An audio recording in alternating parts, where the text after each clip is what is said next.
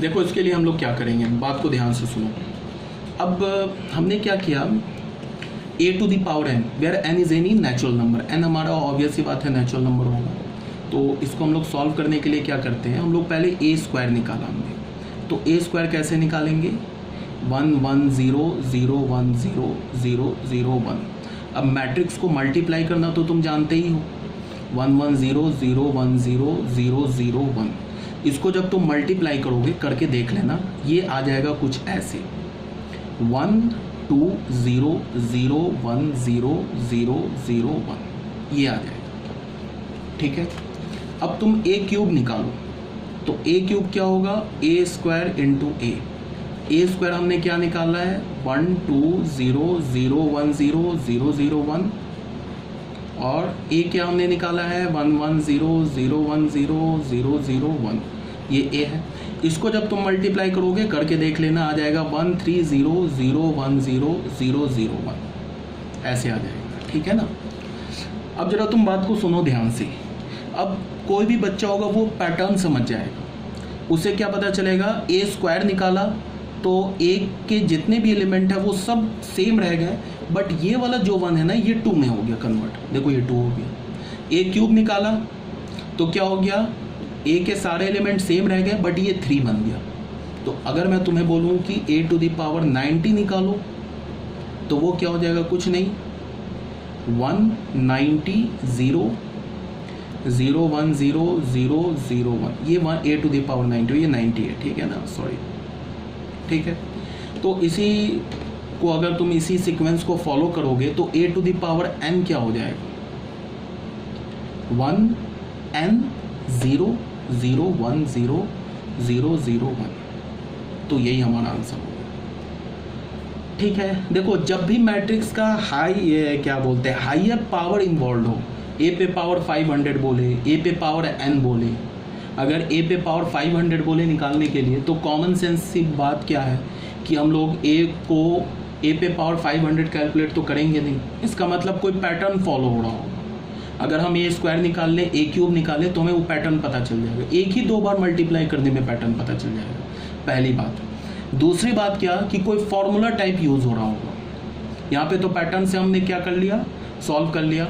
ये अगर इसको मैंने मेथड 1 बोला, इस सॉल्यूशन को अगर मैंने मेथड 1 बोला, दूसरा क्या होगा, कोई फॉर्मूला टाइप यूज़ हो रहा होगा। वो क्या मतलब है, अभी देखो, मैंने अब बोला मेथड 2, थोड़ा मेथड 2 जो है मेथड 1 से थोड़ा और कॉन्सेप्चुअल है, इसको हम समझ सकते हैं ऐसे। जैसे तुम ऐसे देखो, ए जो मैट्रिक्स है ना हमारा, इस मैट्रिक्स को देख के हमें क्या फील आ रहा है, हमें ये फील आ रहा है कि अगर ये 1 0 होता, अगर ये वाला 1 0 होता, तो ये जो ए मैट्रिक्स है ये तो एक आइडेंटिटी मैट्रिक्स बन जाता 3x3 ऑर्डर का। अगर ये वाला 1 0 होता तो हमने क्या किया कि इस ए मैट्रिक्स को ऐसे लिख लिया। देखो ध्यान से, इसको हमने लिखा 1 1 0 0 1 0 0 0 1। इसको मैंने ए मैट्रिक्स है ना ये, इसको मैंने ऐसे लिख लिया 1 0 0 0 1 0 0 0 1, अब प्लस ऑफ ऐसे लिख लिया 0 1 0 0 0 0 0 0 0, ऐसे लिख लिया। ठीक है, अब देखो इसको तुम मल्टीप्लाई कर लो तो ये ऐड कर लोगे तो ये मैट्रिक्स आ जाएगा। तो ये तो एक 3x3 ऑर्डर का मैट्रिक्स हो गया, इसको हमने बी मैट्रिक्स बोलते हैं। ठीक है ना।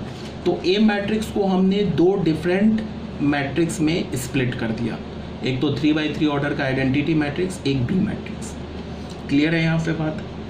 अब अगर मैंने a to the power n हमें चाहिए ना, तो a to the power n के लिए हम लोग क्या करेंगे, i प्लस b पे पावर n ले लेंगे।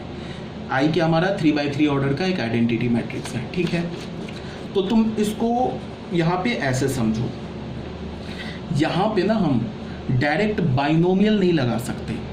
अगर मैंने बोला ना कि x plus y to the power n होता, तब तो हम बाइनोमियल लगा देते, लेकिन यहाँ पे 2 जो i और b है ये मैट्रिक्स है, तो हम कभी बाइनोमियल नहीं लगा सकते।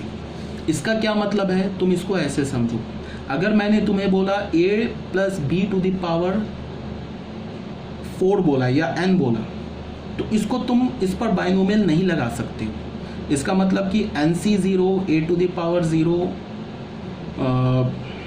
Into N C zero A to the power zero into B पे power A to the power N into B पे power zero plus N C one A पे power N minus one B पे power one.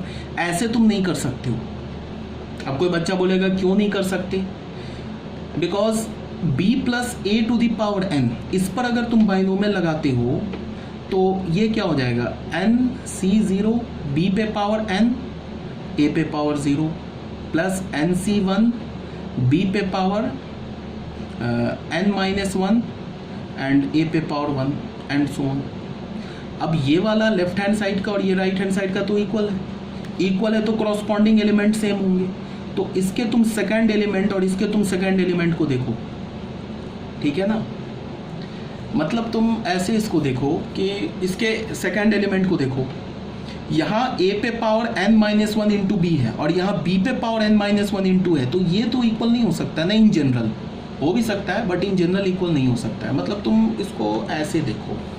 एक और case, मैं छोटा सा case ले लूँ, ऐसे करके देखो। यहाँ पे मैंने अगर a प्लस बी पे पावर 3 ले लिया और मैंने इस पर बाइनोमियल लगाया, तो ये क्या हो जाएगा, 3c0